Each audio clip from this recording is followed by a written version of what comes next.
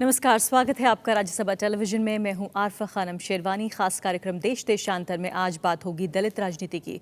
इन दिनों दलित राजनीति की दिशा और दशा क्या है? पिछले कुछ दिनों में हमने देखा है कि टेक्स्ट बुक्स में जो डॉक्टर भीमराव अंबेडकर के कार्टून्स हैं उसको लेकर दलित राजनीति एक बार फिर से चर्चा में है कि आखिर दलितों की, दलित समाज की और उसकी राजनीति करने वाली जमातों की प्राथमिकता क्या होनी चाहिए। दलित प्रतीकों का अपना महत्व रहा है, आज भी है, लेकिन क्या कार्टून हटाने के नाम पर हम सिर्फ दलित प्रतीकों की राजनीति देख रहे हैं? क्यों नहीं इतना जोर उन मुद्दों पर दिया गया जो सही मायनों में आज दलित समाज के मुद्दे हैं? शिक्षा, रोजगार, संसाधनों में हिस्सेदारी वगैरह वगैरह। तो अगले आधे घंटे बाद दलित राजनीति की दशा और दिशा की।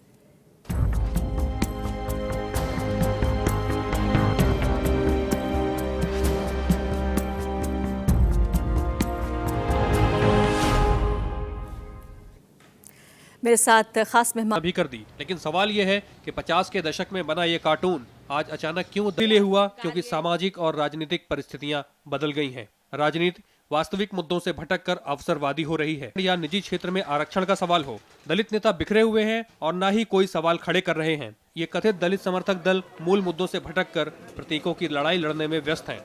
पंचानन मिश्रा, राज्यसभा टीवी। ये पूरा विरोध हुआ जो दरअसल 6 दशक पुराना कार्टून था। ये कौन सा चेहरा है दलित राजनीति का? देखिए, जो आइडेंटिटी की पॉलिटिक्स होती है, पहचान की राजनीति होती है, वो आमतौर पर इस तरह की मुद्राएं अख्तियार करती है, तो इसमें मुझे कोई ताज्जुब की बात नहीं है। लेकिन मैं समझता हूँ कि दलित राजनीति में पहचान की राजनीति से अलग भी कुछ ऐसा है जिसको हम लोग रेडिकल मानते हैं, जिसको हम लोग मानते हैं कि वो समाज को एक दूसरी दिशा में ले जाने का काम करता है, एक ऐसी दिशा में जो समाज के पुनर्निर्माण की तरफ ले जाते।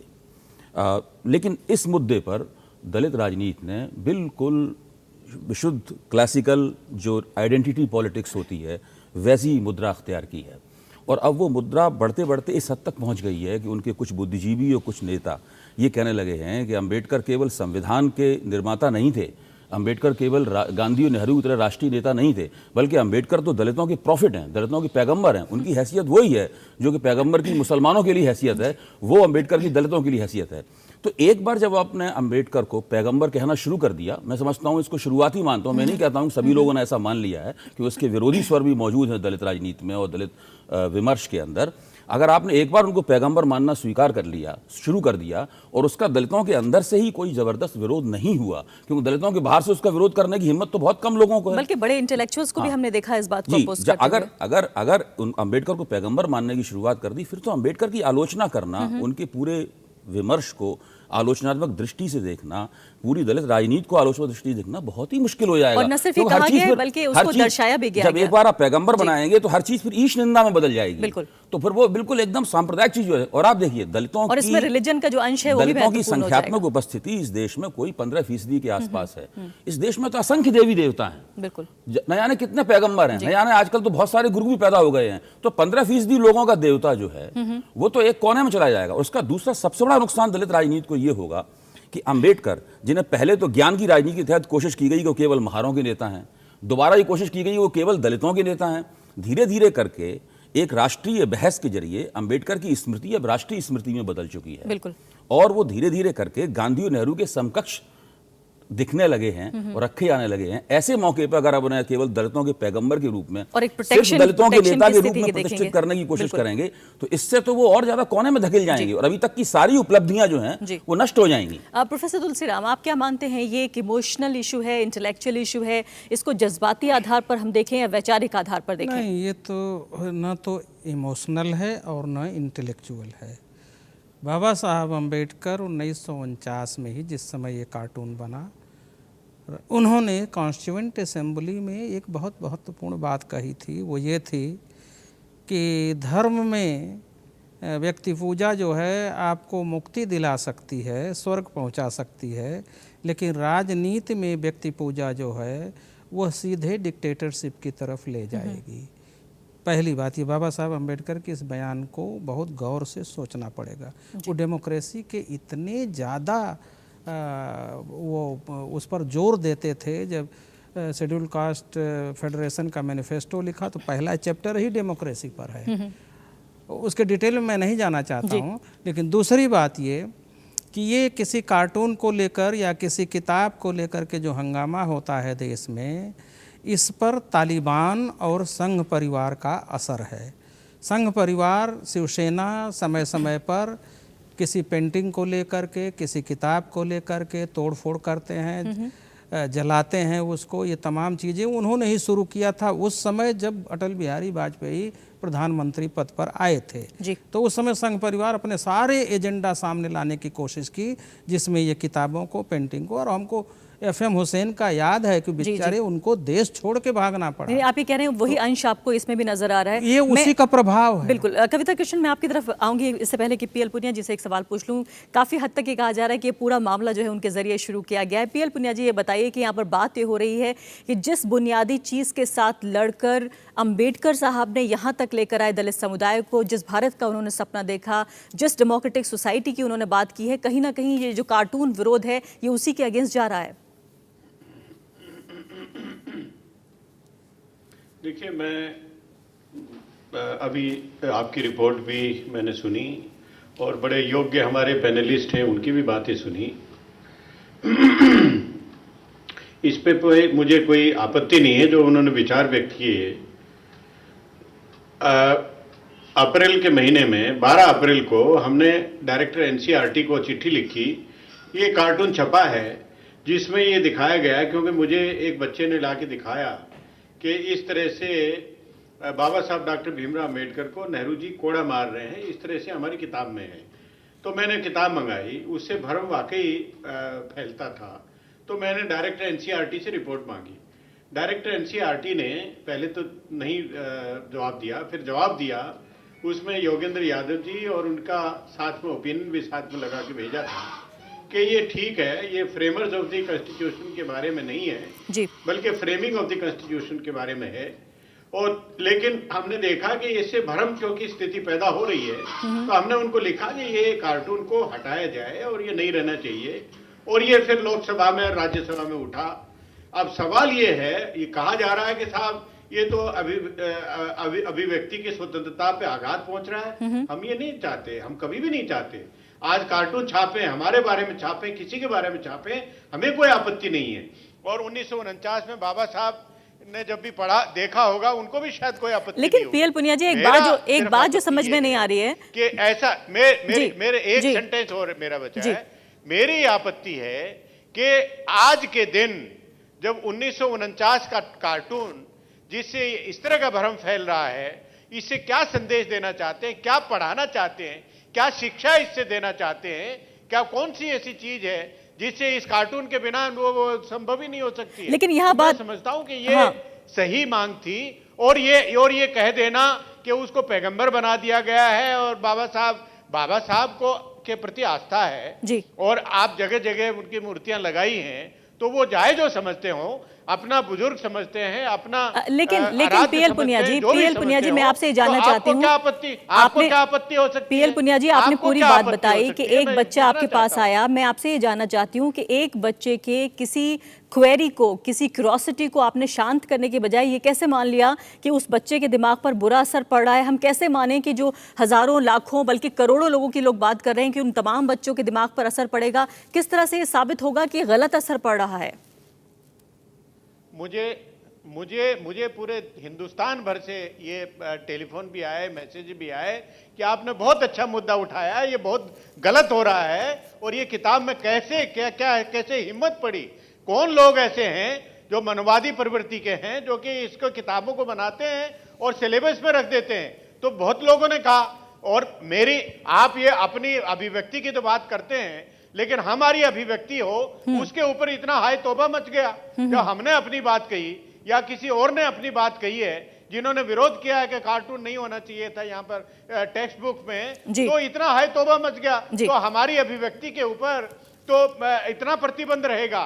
और आपकी प्रति अभिव्यक्ति ऐसी होगी जिसके ऊपर कोई सवाल भी ना बिल्कुल, पूछा मैं जाए। वापस लौटूंगी तो पीएल पुनिया जी, मैं वापस लौटूंगी आपकी तरफ। कविता कृष्णन, ये बताइए कि जिस तरह से न सिर्फ दलित समुदाय से जो आने वाले नेता या इंटेलेक्चुअल्स थे, बल्कि बाकी लोगों ने भी जिस तरह से संसद में एक कंसेंसस जैसा नजर आया इस मुद्दे पर, आपको लगता है कि कहीं ना कहीं ये बात पढ़ने की कोशिश की जा रही थी कि जो दलित सेंसिबिलिटीज हैं वो इससे सीधे जुड़ी हुई हैं? नहीं, मैं इसमें कुछ दो बातें रखना चाहती हूँ। पहली चीज़ तो ये है कि प्रतीक की राजनीति और तमाम दूसरे सवालों की राजनीति, उनको मैं अलग अलग तरीके से नहीं देखती हूँ। मैं मानती हूँ कि प्रतीक की राजनीति सिर्फ दलित राजनीति के लोग नहीं करते। अंबेडकर पर हमले, अंबेडकर के स्टैच्यूज़ का डिसेक्रेशन, उस पर जूता पहनाना, उसको तोड़ना, इसकी राजनीति दलित विरोधी पॉलिटिक्स के लोग करते हैं। शायद इस वजह से दलित समुदाय के का अंबेडकर के प्रति भी जिस तरह का एक आप देवता बनाना कहिए, पैगंबर बनाना कहिए, ये भी जो प्रक्रिया है मुझे लगता है उस प्रतीक पर हमले की प्रक्रिया से भी जुड़ी हुई है। क्या ये उल्टा नहीं है कि पहले आपने देवी देवता बनाया और तब जाके उन पर हमला हुआ? बिल्कुल ऐसी बात, ऐसी सच्चाई नहीं है। मेरे ख्याल से यहाँ जितने लोग बैठे हैं मेरे साथ इस बात पे सहमत होंगे कि ये हमले बहुत पहले से चल रहे हैं और ये हमले बहुत बाकायदा सोच समझ के हो रहे हैं। इसके बावजूद मेरा ये कहना है कि इस कार्टून पे उठे विवाद का कोई एकेडमिक रेजोल्यूशन होनी चाहिए। तोड़फोड़ से या सरकार की ओर से सेंसरशिप या बैन से इसका हल नहीं निकलना चाहिए। उस कार्टून में वाकई में क्या है क्या नहीं, लेकिन है, आवाज उठी है, ठीक है। नहीं, हाँ, आवाज तो किसी भी चीज पे उठ सकती है, आवाज क्यों नहीं उठ सकती? लेकिन जितना बड़ा लेकिन जिसको एक मेरे आंदोलन दूसरी के तौर बात पे लिया गया। मेरी एक दूसरी बात कहनी, मेरा उन राजनेताओं पे सवाल है, दलित राजनेताओं पे, जो कि पार्लियामेंट के भीतर इस सवाल का बहुत ही बिना टेक्स्ट बुक को पढ़े वो बहस कर रहे हैं। बहस अन्य लोग भी कर रहे हैं जिन्होंने पढ़ा है, तमाम लोग हैं, और सवाल उठ सकता है, किसी भी चीज़ पे उठ सकता है, सवाल उठाने को आप नहीं रोक सकते। लेकिन जो दलित राजनेता पार्लियामेंट पर इतना के भीतर इतनी हाय तौबा मचा रहे हैं इस सवाल पर, उनसे मैं पूछना चाहती हूँ कि हाल में बथानी टोला में जो मैसेकर हुई थी 1996 में, हाल में बिहार हाईकोर्ट ने 21 लोगों को, तमाम एक्यूज्ड लोगों को उसमें बरी किया है। एक इतने भयानक दलित नरसंहार के मामले में आप चुप क्यों हैं? वहाँ की बिहार की सरकार जो है नरसंहार कराने वालों को बचा रही है, लेकिन इतने बड़े सवाल पर मैंने मायावती जी को बोलते हुए नहीं सुना, मैंने इस पर बोलते हुए रामदास अठावले को नहीं सुना, मैंने इस पर बोलते हुए रामविलास पासवान को नहीं सुना। मैं पीएल पुनिया जी से जवाब ले लेती हूँ। पीएल पुनिया जी, यहाँ पर कविता कृष्णन जो है वो बहुत महत्वपूर्ण सवाल उठा रही हैं, जो असली मुद्दे हैं, जो वाकई दलित समुदाय के उत्थान से भी जुड़े हैं और उस मुक्ति से भी जुड़े हैं, जिससे वो बहुत सारे सालों से लड़ रहे हैं, उसका जवाब नहीं है। कि आपने कहा कि दलित नेताओं ने हाय तौबा मचाया। आप बहुत स्पष्ट रूप से जान लीजिए कि पूरे हाउस में सारे के सारे जो राजनीतिक दल हैं, जिसमें हर बिरादरी के लोग थे जिन्होंने अपने विचार रखे, हर एक ने कहा कि कौन सा माध्यम है, आप ठीक है, स्वतंत्रता है। नहीं, पीएल पुनिया जी, आप पीएल पुनिया जी, आप कविता कृष्णन के सवाल का जवाब दीजिए। लेकिन ये इसमें टेक्स्ट बुक में तो इसलिए ये कहना कि दलित नेताओं ने हाय तौबा मचा दिया, मैं समझता हूं कि ये बहुत ही आपत्तिजनक बिल्कुल है और लेकिन पीएल पुनिया जी, आप इस बात का जवाब दीजिए जो कविता कृष्णन कह रही हैं कि जिस तरह से जिस मैसेकर का वो जिक्र कर रही हैं बिहार में, जो असली मुद्दे हैं, जो वाकई दलित उत्थान से भी जुड़े हैं, दलित मुक्ति से भी जुड़े हैं, क्यों उस पर दलित नेताओं को हम या दूसरे नेताओं को जो दलितों की वकालत करते हैं वो उस तरह से सामने आते हुए नजर नहीं आते जिस तरह से एक कार्टून के मुद्दे पर नजर आए हैं? क्या मैंने नहीं बताया ये? मैंने ये बताया है कि हमने बिहार चीफ मिनिस्टर को लिखा है कि इसमें अपील होनी चाहिए, और लेकिन ये कि आपको सुनाई नहीं दिया इसलिए हमने नहीं कहा, ये मान लेना है गलत बात है। हमने ये रखा है रिजर्वेशन प्रमोशन पे अटैक हुआ, हमने स्टडी की है और राष्ट्रपति जी को एक उसकी रिपोर्ट प्रस्तुत की है, अब हमारे प्रमुख नेताओं को किया है। हमने तो यहां तक की कहा है कि ये न्यायपालिका के माध्यम से दलित समाज के ऊपर अन्याय होता है, इसमें आरक्षण की व्यवस्था होनी चाहिए। जब आप अयोध्या का जब बेंच बनती है तो वहां कह सकते हैं कि अल्पसंख्यक का एक जज अवश्य होना चाहिए, और जब हमारे मामले होते हैं एक्सपार्टी तरीके से बगैर सोचे समझे हमारे खिलाफ फैसला हो जाता है। कविता, आपको लगता है नहीं, मेरा ये कहना कार्टून पर सवाल उठा, कार्टून पर सवाल उठ सकता है, कार्टून पर सवाल उठ सकता है, कार्टून पर सवाल, लेकिन उठने से उसका रेजोल्यूशन किसी एकेडमिक तरीके से दोबारा पुनर्विचार करें। टेक्स्ट बुक निर्माता भी, अन्य बुद्धिजीवी भी बैठ करके समझे टेक्स्ट बुक क्या होना चाहिए क्या नहीं होना चाहिए। हम तो ये कह चुके हैं, लेकिन मेरा ये कहना संसद के भीतर बथानी टोला मामले में इतनी चिंता क्यों नहीं नजर आती, इतनी चिंता क्यों नहीं नजर आती वहां तमाम नेताओं की? मेरा ये सवाल सिर्फ दलित नेताओं से नहीं है, तमाम जितने राजनेता हैं हमारे संसद के भीतर, वो बथानी टोला के इस शर्मनाक वर्डिक्ट पर, इस शर्मनाक जजमेंट पर संसद के भीतर चिंता क्यों नहीं व्यक्त कर रहे हैं? इस बात से मुझे बहुत ही गहरी पीड़ा है। मेरा मानना है कि इस मामले पर आपको सोचना चाहिए। तमाम जो लोग इसके बारे में सोच रहे हैं, दलित राजनीति के बारे में चिंता रखते हैं, उन्हें इस बारे में सोचना चाहिए। सिर्फ दलित राजनीति नहीं, लोकतांत्रिक राजनीति के बारे में, संसद के लोकतंत्र के बारे में जो सोचना चाहते हैं, हमारे देश के लोकतंत्र के बारे में उन्हें सोचना चाहिए। जो कन्वीनियंट है कि कार्टून जो है उसे हार्मलेस तरीके से हटा दिया जाए, या 2 कार्टून हटा दिया जाए, किताब हटा दी जाए, ये बहुत आसान है बजाय इसके जो कविता कह रही हैं। इसमें एक चीज़ मैं कहना चाहूँगा कि इधर कुछ वर्षों से भारत में जातीय ध्रुवीकरण बहुत तेज़ी से बढ़ा है, और जातीय ध्रुवीकरण इतना बढ़ गया है कि जाति के अनुसार वो इलेक्शंस हो रहे हैं, जातियाँ उसमें जातियों को ला रही हैं। पॉलिटिकल पार्टीज़ मैं कहूँगा कि वो सत्ता में नहीं आ रही हैं, जातियाँ सत्ता में आ रही हैं। तो ये बड़े पैमाने पर ये जो जातीय ध्रुवीकरण जो है, ये उसका परिणाम है कि जब बाबा साहब अम्बेडकर हों या किसी अन्य जाति का कोई लीडर हो, उस पर अगर कुछ हो जाए, शिवाजी पर जैसे वो किताब निकली, हंगामा मचा दिया संघ परिवार ने, तो संघ परिवार ने नींव डाली है इस तरह के विरोध का। और ये जो जातीय ध्रुवीकरण है वो अंबेडकर को अब केंद्र में ला रहा है। अभय कुमार दुबे कह रहे हैं कि जातियां जो हैं वो सत्ता में आ रही हैं, वो इलेक्शन लड़ रही हैं, पार्टियां नहीं लड़ रही हैं। क्या वाकई हम इस खतरनाक हद तक पहुंच चुके हैं? देखिए, चुनाव प्रक्रिया में जातियों की जो भूमिका है वो एक अलग मुद्दा है मेरे ख्याल से। आज अगर लेकिन क्या ये कार्टून का ये विवाद जो है कहीं हमें उसी तरफ तो नहीं धकेल रहा है? मसला दूसरा है जो तुलसीराम जी ने बात कही है उससे मिलता जुलता है। मैं आपको एक उदाहरण दूंगा कि जब 1952 का पहला आम चुनाव हुआ तो उसमें अशोक मेहता जो कि सोशलिस्ट पार्टी के नेता थे, उन्होंने ऐलान किया कि we will sweep the poll. Socialist party बुरी तरह चुनाव हार गई, तो एक कार्टून छपा जिसके अंदर अशोक मेहता पोलिंग बूथ में झाड़ू लगाते हुए दिखाई गए। आज अगर अशोक मेहता के प्रशंसकों का एक दल जो है वो कहे कि भाई हमारे श्रद्धेय अशोक मेहता का ये अपमान हुआ है, तो उसकी बात कोई नहीं सुनेगा। इसलिए नहीं सुनेगा कि अशोक मेहता के नाम पे वोट नहीं मिलते। अंबेडकर की जो स्मृति है वो एक संसदीय स्मृति और दलित राजनीतिक समुदाय जो बन गया है, खासतौर से उत्तर प्रदेश में, पंजाब में, दूसरी जगहों पे जहां दलितों की संख्या अच्छी खासी है, जो अंबेडकर के नाम पे वोट मिलते हैं, वो वोट हर राजनीतिक दल को चाहिए। इसीलिए वो अभिव्यक्ति की स्वतंत्रता, वो उन तमाम मूल्यों को जो अंबेडकर को बहुत ही प्रिय थे, जो अंबेडकर को केवल पूनिया साहब का नेता नहीं बनाते बल्कि अभय कुमार दुबे का भी नेता बनाते हैं, उन अंबेडकर को तमाम मूल्य जो प्रिय थे, उन मूल्यों का खुला उल्लंघन करके संसद में असहिष्णुता का उत्सव इन लोगों ने मनाया। आज बाबा साहब होते तो कुछ अफसोस के मारे उनकी गर्दन नीची हो जाती पूनिया साहब के रवैये को देखकर। जी हाँ, बिल्कुल। फिलहाल एक छोटे से ब्रेक का वक्त हो गया है और 2 बहुत महत्वपूर्ण बातें उठी हैं। जिस तरह से पीएल पुनिया जी ने ये कहा कि अगर उनकी यानी कि बाकी समुदाय जो हैं, बाकी जो देश है, अगर उनकी जो अभिव्यक्ति की स्वतंत्रता है तो क्या दलित समुदाय की अभिव्यक्ति की स्वतंत्रता नहीं है?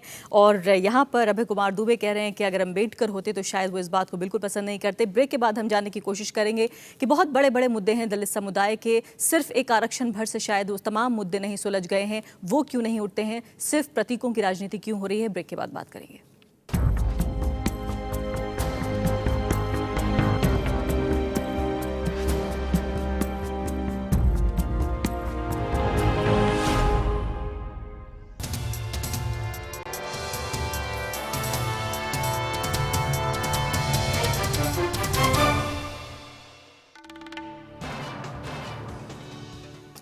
देश देशांतर में आज बात हो रही है कि पूरी कार्टून कंट्रोवर्सी के बाद जिस तरह से एक नया चेहरा या जो चेहरा नजर आया है दलित राजनीति का, आगे हम क्या उम्मीद करें, जो दशा है वो दिशा है और क्या होनी चाहिए दलित राजनीति की, हम जानने की कोशिश कर रहे हैं। प्रोफेसर तुलसीराम, क्या आपको लगता है कि 3 ऐसे कौन से बड़े मुद्दे हैं इस वक्त जो कार्टून से कहीं बड़े हैं? ये देखिए, सबसे बड़ा मुद्दा है दलितों का राजनीति में हिस्सेदारी, एक मुद्दा हुआ। दूसरा ये है कि भारत के जो रिसोर्सेज हैं ये उसमें दलितों की भागीदारी होनी चाहिए। और तीसरा मुद्दा है उनके शिक्षा और रोजगार की। मैं इन 3 मुद्दों को सबसे बड़ा मुद्दा मानता हूँ। जी, पीएल पुनिया जी, 3 बड़े मुद्दे यहाँ पर प्रोफेसर तुलसीराम ने बताए हैं कि रोजगार है, शिक्षा है, संसाधनों में हिस्सेदारी, और खासकर उन्होंने राजनीति में हिस्सेदारी की बात कही। उन्होंने कहा कि तीनों मुद्दे कार्टून से कहीं कहीं बड़े हैं। देखिए, कार्टून को बड़ा हमने नहीं बताया और कार्टून अपनी जगह है, हमने सिर्फ ये कहा है, आप फिर उसको गलत तरीके से बता रही हैं, हमने सिर्फ ये कहा है कि शिक्षा देने का ये कौन सा तरीका है, मैंने उस पर आतरेज किया है। जहां तक जो 3 बड़े मुद्दे हैं, बाबा साहब ने स्वयं उसको कहा है, शिक्षा को सबसे ज्यादा महत्व दिया है। शिक्षा के साथ रोजगार का मुद्दा जुड़ा है, उसके साथ आर्थिक विकास का मुद्दा जुड़ा है। आर्थिक विकास के लिए 1979 में इंदिरा जी ने स्पेशल कंपोनेंट प्लान का कंसेप्ट दिया कि जितनी आबादी अनुसूचित जाति की है उतना प्रतिशत आउटले प्लान का अलग रखा जाए और उसको एक्सक्लूसिव बेनिफिट पे खर्च किया जाए। लेकिन हुआ क्या? हुआ ये कि जनरल योजनाओं पे पूरा खर्च करा दिया गया और जो दलित समाज को लाभ मिलना चाहिए था वो नहीं मिला। तो ये भी विशेष मुद्दा है जिसको अनुसूचित जाति आयोग खुद मॉनिटर कर रही है, शिक्षा को ठीक से मॉनिटर कर रही है। शिक्षा के नाम पर हम वजीफा देते हैं, लेकिन 3-3 साल पर राज्य सरकारें उसको रोक के रखते हैं। जो फीस जो बड़े बड़े प्रोफेशनल स्कूल्स में उनको फीस देने के लिए उनको बाध्य किया जाता है। गवर्नमेंट ऑफ इंडिया के आदेश हैं कि पेमेंट ऑफ जीरो फीस पे उनको एडमिशन मिलना चाहिए, लेकिन ऐसा नहीं होता है। तो इन मुद्दों के ऊपर राष्ट्रीय अनुसूचित जाति आयोग ने सभी राज्य सरकारों को कटघरे पे खड़ा किया है और कहा है स्पेशल कंपोनेंट प्लान पे, जहां 23% की आबादी है उत्तर प्रदेश में, सिर्फ 3.5% अनुसूचित जाति पे खर्च हो रहा है। ये मुद्दे हैं। आरक्षण का मुद्दा है जिसके ऊपर बार बार प्रहार हो रहा है और हमारे पैनलिस्ट कोई नहीं कहेगा कि जो रिजर्वेशन प्रमोशन का सुप्रीम कोर्ट से जो आदेश होते हैं उनको कहते हैं कि सब ठीक है। समय मेरे पास कम है। आप ये कह रहे हैं कि आप दूसरे मुद्दे भी उठा रहे हैं। कविता कृष्णन, अगर समाजशास्त्र के आईने से हमें इसे देखने की कोशिश करें तो क्या वाकई ये एक दलित आइडेंटिटी का असर्शन भी है कि हमारे अंदर इतनी ताकत है, हम अब उस मकाम पर हैं जहां पर अपने प्रतीकों की रक्षा कर सकें और किसी की ये मजाल नहीं है कि उनको कोई टच कर सके?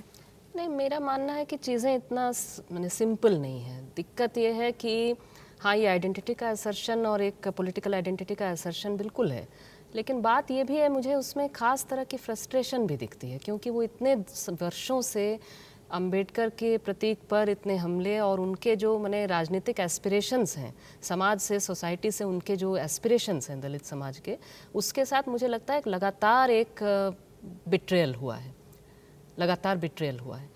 उस संदर्भ में मुझे लगता है कि जिस तीखेपन से ये बात, इस तरह की एक विवाद उठती है, मुझे ये संदर्भ नज़र आती है।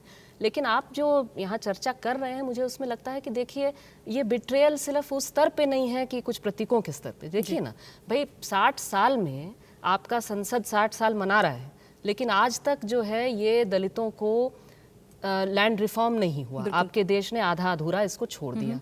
कहीं पर भी जमीन के सवाल पर दलित लड़ते हैं तो उन पर हमले होते हैं, हत्याएं होती हैं, ख़त्म हो जाते हैं, जेलों में डाल दिए जाते हैं। दूसरी चीज़ ये है कि कहीं पर उनकी जो बेसिक डिग्निटी के सवाल हैं, इतने भयानक किस्म के दलित एट्रोसिटीज़ आज के दिन में होते हैं, बावजूद इसके आपकी एक एलीट प्रिविलेज्ड कास्ट कहती, एक क्लास जो है वो बैठ करके कहती है कि भाई रिजर्वेशन की क्या ज़रूरत है, हम तो कास्ट का हमारे पास कॉन्शियसनेस ही नहीं है। जहाँ पर डेली जहाँ जाति की बात करना ही जातिवाद माना जाता है। समय ही मेरे पास कमी है। दलित आपसे बच्चे मैं को जानना रोका जा रहा है चाहती हूँ, स्कूल जब हम जाने देखते से। हैं कि आदिवासी, खाली दलितों की हम बात न करें, आदिवासियों की भी हम बात करें, अगर उनके जंगल उजाड़े जा रहे हैं, लेकिन हम देखते हैं आदिवासियों के, दलितों के नेता खामोश रहते हैं। क्या वाकई कार्टून से कहीं बड़ा इशू है जो उनके बिल्कुल दिल से, उनकी रोजी रोटी से, जिंदगी से जुड़ा है? आप पूछ रही हैं कि क्या दलितों में इतनी ज़्यादा ताकत, इतना आत्मविश्वास आ गया है कि वो अपने प्रतीकों की रक्षा कर सकें? इस तरीके से तो वो अपने प्रतीकों की रक्षा कर ही नहीं रहे हैं। दरअसल वो अपने प्रतीकों को, जो उनका सबसे बड़ा प्रतीक है बाबा साहब अम्बेडकर, इस रवैये से उन्होंने उस प्रतीक को सबसे ज़्यादा नुकसान पहुंचाया है। धीरे धीरे करके बाबा साहब अम्बेडकर के नाम पर एक राष्ट्रीय सहमति उस मध्य वर्ग में भी, जिसमें ऊंची जातियां शामिल हैं, उसके अंदर एक राष्ट्रीय सहमति धीरे धीरे करके इस देश में बन रही थी और आज भी वो प्रक्रिया जारी है। अगर इस तरह का रवैया अपनाएंगे तो राष्ट्रीय सहमति टूट जाएगी। उससे सबसे ज्यादा नुकसान दलित आंदोलन का होगा और दलित आंदोलन की जो उपलब्धियां हैं, जो भी कुछ थोड़ी बहुत उपलब्धियां हैं, मैं कविता जी की बात से पूरी तरह सहमत हूं कि वो बहुत थोड़ी संकुचित उपलब्धियां हैं, वो उपलब्धियां भी बिखर जाएंगी पूरी तरह। समय मेरे पास समाप्त हो चुका है। आखिरी कमेंट आपसे चाहती हूँ। अभय कुमार दुबे कह रहे हैं कि हम वाकई हाशिए पे दोबारा फेंकेंगे अम्बेडकर को। जिस तरह से बात हो रही है कि उन्हें नेशन बिल्डर नहीं, दलितों के नेता के तौर पर हम देख रहे हैं, हम अम्बेडकर को ऐसा करके नुकसान ही पहुंचाएंगे। जी हाँ, अम्बेडकर को इस समय शुद्ध रूप से चुनाव से जोड़ दिया गया है, जिसकी वजह से ये सारी प्रॉब्लम खड़ी हो रही है। मूल मुद्दा है कि जाति व्यवस्था अभी भी वैसे ही है और बहुत खतरनाक रूप में है। जो सोशल आंदोलन जो बाबा साहब अम्बेडकर ने शुरू किया था, वो जाति व्यवस्था के खिलाफ लड़ा था और उसके लड़ने के परिणाम स्वरूप ही दलितों को सारे अधिकार मिले थे। आज सोशल मूवमेंट नहीं है, इस वजह से ये सारी बातें आ रही हैं। जरूरत है एक सामाजिक आंदोलन की जो जाति व्यवस्था के खिलाफ लड़ा जाए और जिसमें सबकी भागीदारी अवश्य होगी, चाहे वो सवर्ण हो चाहे दलित हो, और उस समय फिर इस तरह की संकुचित चीजें नहीं आएंगी। बहुत बहुत शुक्रिया प्रोफेसर तुलसीराम, अभय कुमार दुबे, कविता कृष्णन, पीएल पुनिया जी। तो साफ तौर पर जो भटकाव नजर आ रहा है वो यहाँ इस पैनल में भी जो लोग हैं वो सहमत हैं इस बात से कि जो दशा और जो दिशा नजर आ रही है दलित राजनीति की, वो सिर्फ अम्बेडकर को सिर्फ राजनीति से, वोट से जोड़कर देख रही है। ये भी अपने आप में फिक्र की बात है और भटकाव साफ नजर आ रहा है। अभी के लिए इतना ही, नमस्कार।